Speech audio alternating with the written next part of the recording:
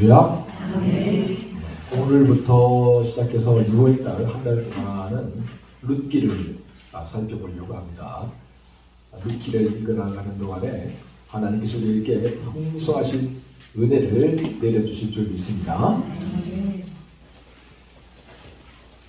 여러분, 빛을 연구하는 과학기들 중에 프리즘이라는 게 있습니다. 프리즘, 육각형, 삼각형 모양으로 생긴 건데요.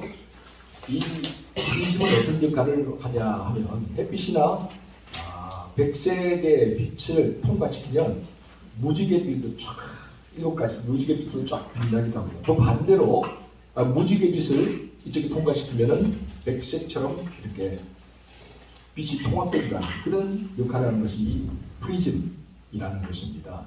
그래서 프리즘에서 쫙 빛이 7가지로 아니면 잘 살펴보면 더 많습니다. 그렇게 쫙 흩어지는 걸 스펙트럼이라고 합니다. 스펙트럼이 이만큼 넓다, 색깔이 다양하다라는 그런 얘기겠죠. 어떤 의미에서 사사기의 프리즘을 통과해서 그 빛 중에 하나를 보여주는 것이 바로 룻기라고 할 수가 있습니다. 사사시대의 한 장면, 한 가족의 이야기를 딱 떼어내어서 우리에게 사사기의 모습이 바로 이런 모습이야 라고 우리에게 보여준 게 바로 룻기라고 할 수 있죠. 그런가 하면 또 이 룻기 안에도 여러 가지 너무나도 다양한 이야기들, 다양한 색채들이 나옵니다. 그래서 룻기 자체도 하나의 프리즘과 같다, 그렇게 이야기할 수가 있습니다. 우리 양은 5번, 6번에 걸쳐서 룻기 프리즘을 통해서 우리가 오늘날 신앙에 어떤 도전을 받을 수 있는가, 또 어떤 우리가 교훈을 받을 수 있는가를 살펴보고자 합니다. 지난 시간에 제가 드보라의 이야기를 통해서 말씀드렸던 것처럼 사사시대는 각자 자기 소견에 옳은 대로 살았던 시대였다라고 할 수 있습니다. 여러분, 여기에도 한 50명 그렇게 넘게 모여있는데, 모여있는 사람들 각자 50명 넘는 사람들이 각자 자기 마음대로 사는 거예요. 자기가 옳다고 믿는 대로 사는 겁니다. 그런 시대가 사사시대였다. 비록 하나님을 믿는 사람들이었지만 하나님의 말씀이 기준이 아니라 자기의 경험, 자기의 감정, 자기의 판단이 항상 기준이 되었던 시대가 바로 사사시대였다. 그러니 얼마나 어지러웠겠습니까? 그래서 성경학자들은 이 사사시대를 그래서 한마디로 영적인 암흑기였다라고 그렇게까지 표현을 하고 있죠. 룻기는 바로 이 영적인 암흑기와 같은 사사시대에 한 지점, 한 가정을 딱 떼어내어서 우리에게 하나님의 뜻이 이 어두운 시대도 어떻게 이어져 가고 있는가, 그래서 하나님의 영광이 어떤 길을 향해서 나아가고 있는가를 우리에게 보여주고 있다라는 사실이죠. 사사들이 치리하던 시대에 유다지파 베들레헴에 엘리멜렉의 가족이 살고 있었습니다. 그에게는 나옴이라는 아내가 있었고요, 말론과 기럐이라는 두 아들이 있었습니다. 그런데 어느 날 이 엘리멜렉의 가정에 아주 큰 시련이 불어닥쳤습니다. 어떤 의미에서 엘리멜렉의 가족에게만 해당되는 것이 아니라 그 땅에 사는 가나안 땅과 유다 지파에 사는 모든 사람들에게 불어닥친 큰 시련이었습니다. 자, 우리 본문 1절 같이 한번 읽어보도록 하겠습니다. 1절 말씀 시작. 서로들이 시절의 때에 그 땅에 흉년이 있느니라. 유다 베들레헴의 한 사람이 그의 아내와 두 아들을 데리고 모압 지방에 가서 거주하였는데, 유다 베들레헴에 큰 흉년이 들었다, 그렇게 이야기를 하죠. 유다, 그러니까 가나안 땅은요 1년 강수량이 500mm도 되지 않는 사막 지형의 건조한 땅입니다. 그러다 보니까 역사적으로, 성경에도 그렇지만 역사적으로 보면 자주 가뭄과 흉년이 들었던 지역이에요. 근데 하필 엘리멜렉이 살 때에 이 유다에 큰 가뭄이 들었다라는 사실이에요. 그러자 먹고 살아갈 양식이 없어졌습니다. 여러분 기억하세요. 믿는 사람들에게 시련은 곧 시험이 될 수 있습니다. 눈앞에 닥친 이 시련을 어떻게 극복해 나아가느냐에 따라서 우리의 신앙이 한 단계 성장할 수도 있지만 반대로 우리의 신앙이 나락으로 떨어질 수도 있습니다. 그렇기 때문에 믿는 사람들에게 다가오는 시련은 하나님이 주시는 하나의 시험일 수 있다라는 것이죠. 그렇다면 엘리멜렉과 그의 가족들은 그들에게 다가온 이 큰 시련을 어떻게 극복해 나아갔을까요? 아주 분명히 엘리멜렉과 그의 가족은 이 흉년과 가뭄이라는 큰 시련을 당하여서 이것을 어떻게 극복해 나아갈 것인가를 갈등하고 고민하고 또 고뇌했을 겁니다. 여러분, 가뭄과 흉년이라는 게 단순히 참으면 되는 게 아니잖아요. 죽느냐 사느냐의 문제잖아요. 그런데 오랜 동안 고민하는데 엘리멜렉에게 한 가지 소식이 들려옵니다. 그건 뭐냐면 요단강 건너 모압 땅에는 먹을 양식이 풍족하다라는 그런 소문이었습니다. 그리고 가만히 지켜보니까 이 소문을 자기만 들은 게 아니라 많은 사람들이 듣고 하나 둘 고향을 떠나 요단강을 건너 모압 땅으로 가는 것을 보았습니다. 이제 엘리멜렉과 그의 가족들도 결단을 내려야 될 때가 다가왔습니다. 이 큰 흉년과 가뭄이라는 시련 앞에서 아무것도 살 수 없는, 아무것도 없는 이 척박한 땅에 그대로 살아있을 것인가? 남을 것인가? 아니면 먹을 양식이 풍족한 모압으로 잠시 건너가서 이 흉년이 지나갈 때까지 지내다가 다시 돌아올 것인가? 고심에 고심을 하던 끝에 엘리멜렉과 그의 가족이 선택을 하게 되죠. 그렇다면 여러분, 엘리멜렉과 그의 가족은 어떤 선택을 했을까요? 그들은 모압으로 내려가는 쪽을 선택했습니다.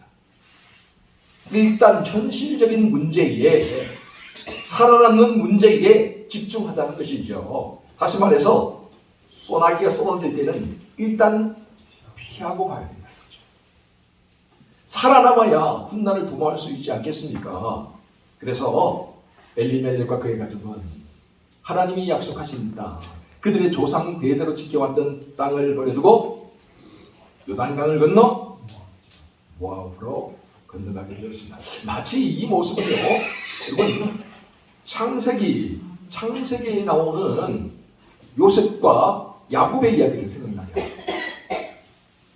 여러분, 가나안 땅 기근이 들었잖아요. 먹고 살 게 없어졌잖아요. 그래서 어떻게 합니까? 야곱이 그의 아들들을 보내서 애굽에서 양식을 구해오기로 하죠. 근데 그 애굽에 누가 있었습니까? 요셉이 있었습니다. 요셉이 어떤 사람이었습니까? 애굽의 총리였죠. 그래서 어떻게 해요? 가족을 다 이끌고 어디로 내려갑니까? 애굽으로 내려갑니다. 가뭄을 피하기 위해서, 기근을 피하기 위해서. 요셉, 아들이 있는 요셉으로 내려갔는데 그곳에 몇 년을 머물렀어요? 무려 430년을 머물렀습니다. 그리고 그곳에서 온갖 수렁을 당하며 종살이를 하게 되었죠.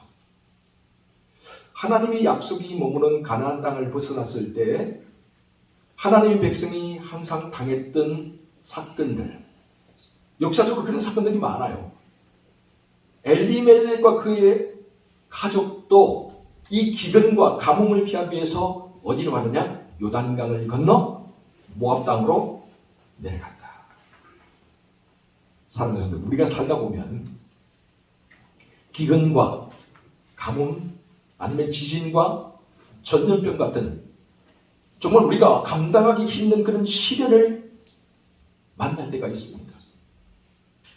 사업을 하는 사람들은 앞이 꽉꽉 막혀서 도무지 보이지 않는 거죠. 뚫고 나갈 방법이 없는 것처럼 보여요. 자녀 문제를 놓고 기도하는데 자녀들의 문제가 내 마음대로 됩니까? 오랜 동안 기도하는데도 그 길이 뚫리지 않는 것 같아요. 그런가 하면 더 좋은 미래, 더 좋은 땅을 향해 나아가야 되는 그런 순간이 다가올 수도 있어요. 그때마다 우리가 선택을 해야 됩니다.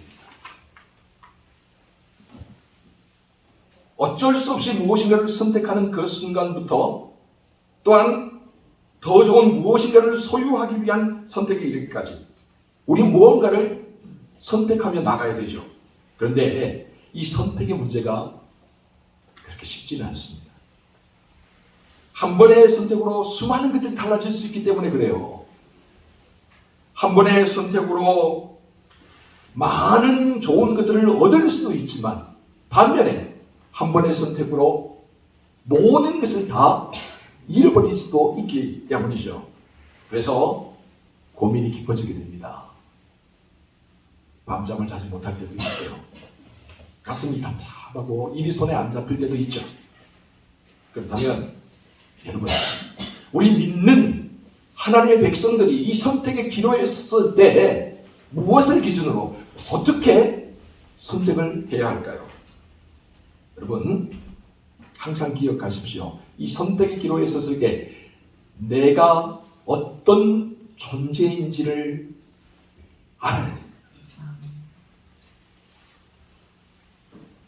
여러분, 우리 정말 연약하고 부족하고 무지한 존재들입니다.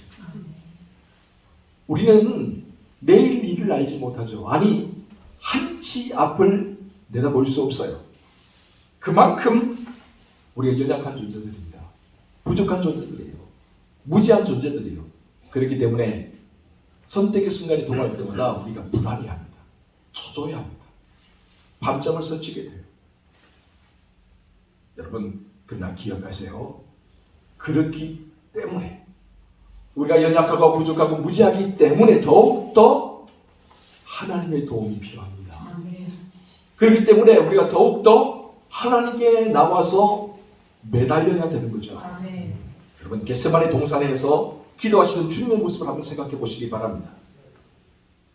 겟세마네 동산의 주님에게도 선택의 순간이 다가왔습니다.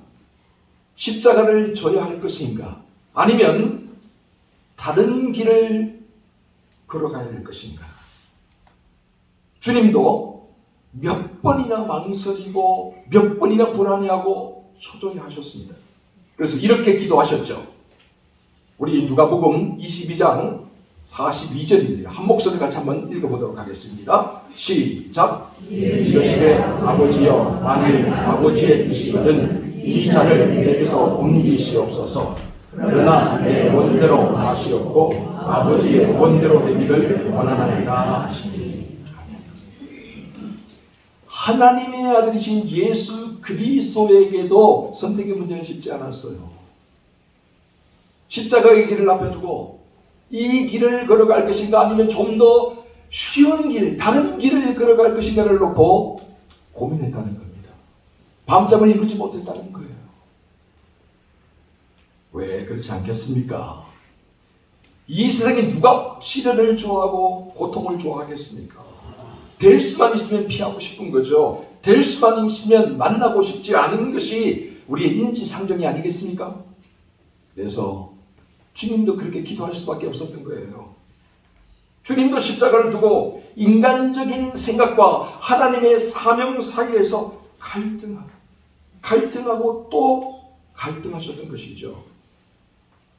십자가 문제를 놓고 주님이 얼마나 갈등하고 고민하면서 기도하셨던지 누가복음 22장 44절은 이렇게 기록하고 있어요. 우리 한번 누가복음 22장 44절 말씀 다시 한번 읽어보도록 하겠습니다. 시작. 예수께서 그리스도에서 더욱 간절히 기도하시니 나의 땅에 떨어지는 비가 많으시리라. 여러분, 인생의 결정적인 순간에 주님에게도 이 선택의 문제가 쉽지 않았어요. 이 선택의 문제를 놓고 기도하는데 얼마나 애쓰고 힘쓰고 얼마나 신경이 쓰였으면 주님의 이마에서 흐르는 땀방울이 마치 핏방울이 되어서 땅에 떨어지게 되는 거예요. 그러나 결국 우리 주님은 그렇게 기도하시죠. 아버지요, 내 뜻대로 마옵시고 아버지의 뜻대로 이루어지기를 원합니다. 그래요. 내 생각이 있어요. 내 계획이 있어요. 내 욕심이 있어요. 분명히. 그런데 그거를 내려놓을 줄 아는 것이 진정한 신앙인의 모습이라는 거죠. 주님이 이 기도를 드리고 난 다음에 십자가의 그 참혹한 길, 온갖 사람들의 조롱과 비웃음을 받는, 손가락질을 받는 그 길을 걸어가시죠. 그리고 마침내 온 인류를 구원하시는 희생제물이 되셨습니다. 여러분, 이제 엘리멜렉의 가족으로 돌아봅시다. 엘리멜렉의 가족들도 얼마나 고민했겠습니까? 하나님이 약속하신 이 땅에 머물 것인가? 아니면 양식이 풍족한 모압 땅으로 건너갈 것인가? 분명히, 아주 분명히 고민했을 거예요. 갈등했을 거예요. 그리고 마침내 결단을 내렸어요. 이 땅을 떠나야 된다. 그래야 우리 가족이 살아남을 수 있다. 저는 엘리멜렉과 그의 가족이 내렸던 이런 결단, 이런 선택을 충분히 이해할 수 있습니다. 그들이 얼마나 고민했을지, 그들이 얼마나 많이 힘들어했을지 충분히 이해하고 남습니다. 이 땅을 떠나야 한다. 그래야 우리 가족이 살아남을 수 있다. 살아남아야 내일을 도모할 수 있다. 그렇게 어렵사리 선택을 하고 결정을 내려서 그들이 초조한 마음을 가지고 또 약간의 긴장과 불안한 마음을 품고서 모압 땅으로 내려갔죠. 그리고 모압 땅에 도착했을 때 처음에는 엘리멜렉과 그의 가족 모두가 그들의 선택이 올바른 선택이었다고 믿었을 겁니다. 왜냐하면 소문처럼 모압 땅에는 먹을 것이 풍족했거든요. 엘리멜렉과 그의 가족도 부족하지만 불편하긴 하지만 그럭저럭 살아갈 만했거든요. 그래서 이만하면 그럭저럭 괜찮은 선택이었다라고 생각을 했겠죠. 그러나 이게 무슨 조화입니까? 엘리멜렉이 갑자기 죽고 말았습니다. 우리 본문 3절인데요. 3절 말씀 같이 한번 읽어봅니다. 시작. 나오미의 남편 엘리멜렉이 죽고 나오미와 그의 두 아들이 남았으며. 아멘. 여러분, 성경은 아무런 예고도 없이 아무런 이유도 없이 엘리멜렉이 갑자기 죽었다라고 그렇게 기록을 하고 있어요. 저는 상상력을 좀 발휘해서 한번 생각을 해봤습니다. 왜 엘리멜렉이 죽었을까? 성경이 그 이유가 될 만한 힌트를 주지도 않고 설명을 하고 있지는 않지만 제 생각에는 그래요. 낯선 땅, 아무것도 없는 이방인의 땅에 가서 엘리멜렉이 얼마나 고심하며 열심히 노력하며 가족을 부양하기 위해서 일해야 했을까? 외국인 노동자도 우리나라에 지금 많이 들어와 있죠. 부추 베는 때라서 그런지 몰라도 요즘 밤에 나가보면 외국인 노동자들 일하고 난 다음에 이렇게 모여서 뭐 하나로마트 앞에도 그렇고 공주식당 앞에도 그렇고 모여서 같이 이야기하는 모습, 5명, 6명 앉아서 이야기하는 모습 볼 수도 있어요. 여러분, 그들이 언어도 통하지 않고 문화도 낯선 이곳에 와서 돈을 벌기 위해서 얼마나 열심히 노력합니까? 아마 엘리멜렉도 그랬을 것 같아요. 가족을 부양시키기 위해서 그가 쉬지 않고 일을 했겠죠. 그러다 보니까 과로사를 하지 않았을까? 저는 그런 추측을 해보게 됩니다. 엘리멜렉이 갑자기 죽었어요. 가장이 갑자기 죽었어요. 결과적으로 볼 때 엘리멜렉의 선택은 올바른 선택은 아니었던 거죠. 남편이 죽어버리자 그의 아내 나오미가 불안해지기 시작합니다. 그래서 이 불안감을 떨쳐버리기 위해서 한 가지 일을 하게 되죠. 우리 본문 4절 같이 한번 읽어보도록 하겠습니다. 시작. 그들은 모함 여자 중에서 그들의 아내를 맞이하였는데 하나의 이름은 루바요 하나의 이름은 루시다. 그들이 거기에 거주한 지 10년쯤에 남편이 갑자기 죽어버리자 이 나오미가 이제 두 아들에게 희망을 걸 수밖에 없었어요. 모든 기대를 걸 수밖에 없었어요. 그래서 남편이 죽자 서둘러서 두 아들을 결혼시켰습니다. 그런데 결혼한 여인들이 누구일까요? 모함 여인들이었다. 어쩔 수 없는 선택이었을 수 있어요. 왜냐하면 모압 땅에 있으니까. 모압 땅에 살고 있으니 어쩔 수 없이 하나님 백성인 이스라엘 사람들이 아니라 모압 여인을 선택할 수밖에 없었다라고 그렇게 변명할 수도 있어요. 그러나 어쨌거나 이 선택이 바른 선택이었느냐? 그게 중요한 거겠죠. 첫째 아들 말로는 모압 여인 오르바와 결혼했고 둘째 아들 기련은 모압 여인 룻과 결혼했습니다. 이것이 나오미가 그의 남편 죽고 난 다음에 내린 결단과 선택이었죠. 남편과 아버지를 잃은 후에 그들이 내린 두 번째 선택. 그런데 이 선택 또한 바람직하지 못했다. 왜요? 왜냐하면 나오미의 아들들이 모압 여인들과 결혼한 후에 얼마 지나지 않아서 둘 다 죽어버리기 때문이었습니다. 엘리멜렉의 가족을 이을 후손을 한 명도 남기지 않는 채 두 아들 모두 갑작스레 죽어버리고 말았습니다. 본문 5절 말씀 우리 같이 한번 읽어보도록 하겠습니다. 5절 시작. 말론과 기련 두 사람이 다 죽고 그 여인은 두 아들들과 남편 뒤에 남았다. 나오미 가정의 몇 번의 선택, 그 몇 번의 선택으로 말미암아 돌이킬 수 없는 나락으로 그 가정이 떨어지게 되었습니다.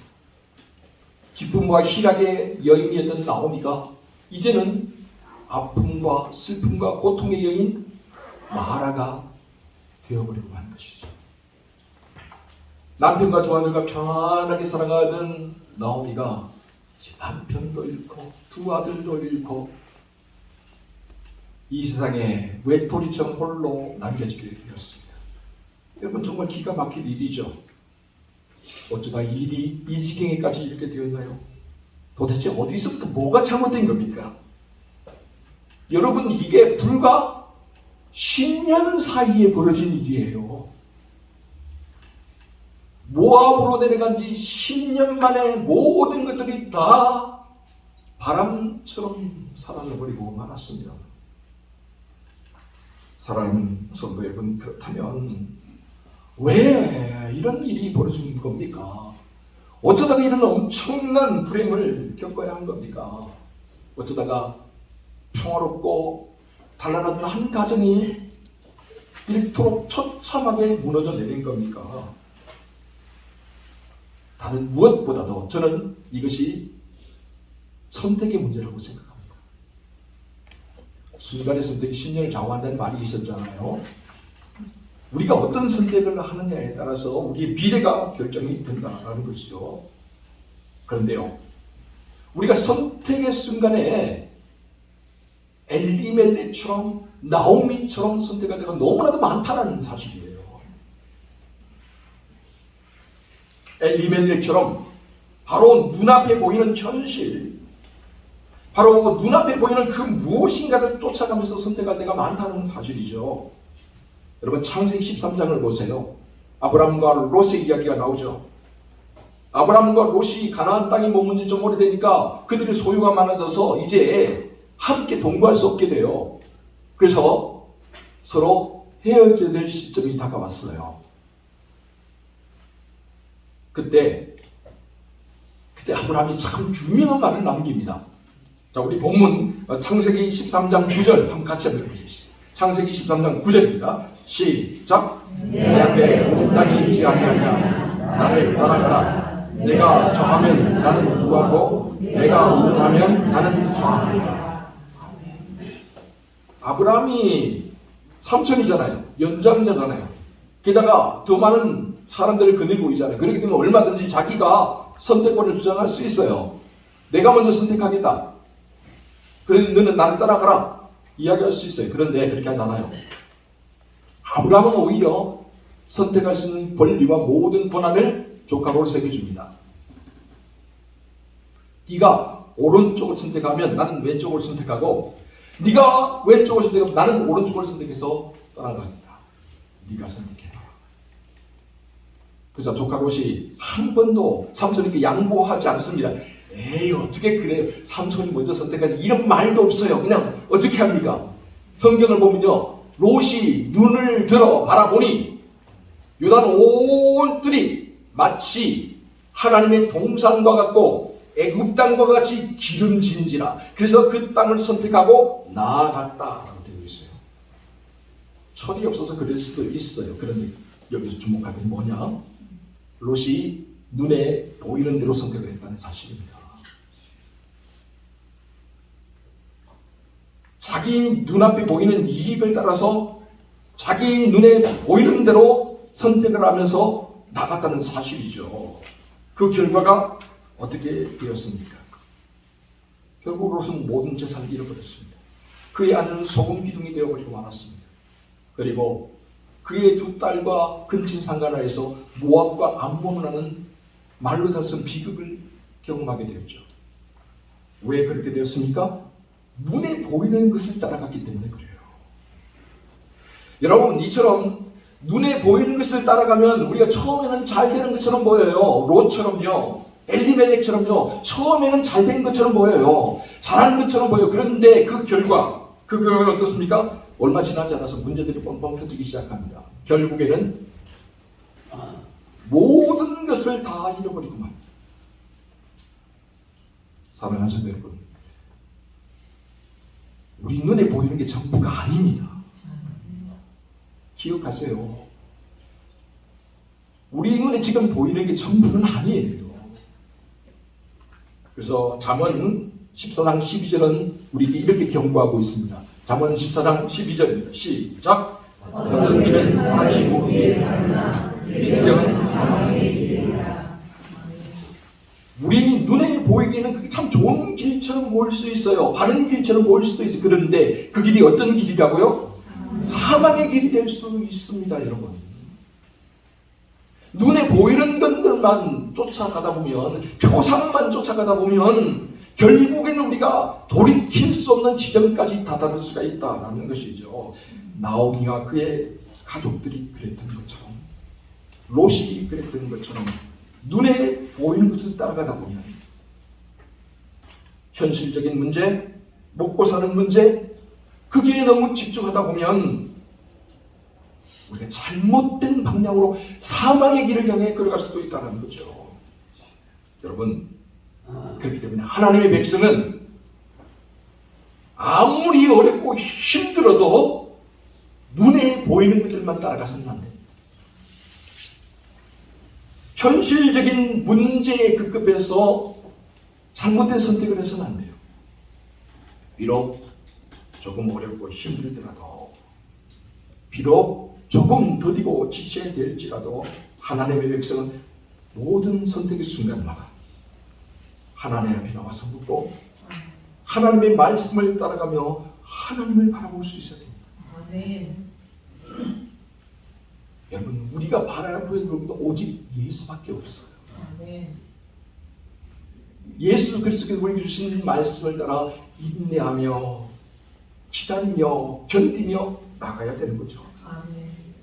겟세마네 동산에서 주님이 들으셨던 것처럼 하나님의 뜻과 계획이 바르게 깨달아질 때까지 우리의 땀방울이 핏방울이 되도록 묻고 또 물으면서 신앙의 길을 걸어가야 하는 것입니다. 아멘. 사랑하는 성도 여러분, 그러므로 언제 어느 순간이라도 중요한 선택의 순간에는 모든 것을 멈추고 나의 생각과 계획과 욕심을 내려놓고 하나님께 구하시기 바랍니다.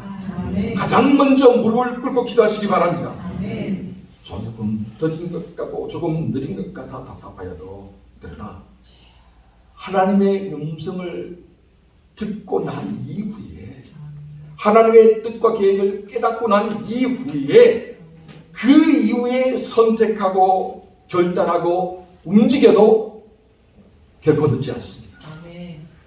살리는 분도 하나님이시고 죽이는 분도 하나님이십니다. 우리에게 주시는 분도 하나님이시고 우리에게 주신 것을 취해가는 분도 하나님이십니다. 그러므로 우리를 통해 하나님의 뜻과 계획이 이루어지는 것이 무엇보다도 중요합니다. 언제나 이 사실을 기억하며 살아가는 저와 여러분 모두가 될 수 있기를 주의 이름으로 축원합니다. 기도하겠습니다. 주님, 우리의 모든 선택의 순간마다 그 중심에 주님이 있게 하여 주시옵소서. 당장 눈앞의 현실이 아니라 세상이 우리에게 보여주는 매력이나 유혹이 아니라 언제 어느 때나 주님이 우리 모든 선택의 중심이 되게 하여 주시옵소서. 주의 말씀에 귀를 기울이고 주의 뜻과 계획을 물으며 나아가는 우리 양존가족 모두가 되게 하여 주시옵소서. 이 모든 말씀을 우리 구주 예수 그리스도의 이름으로 기도하옵나이다.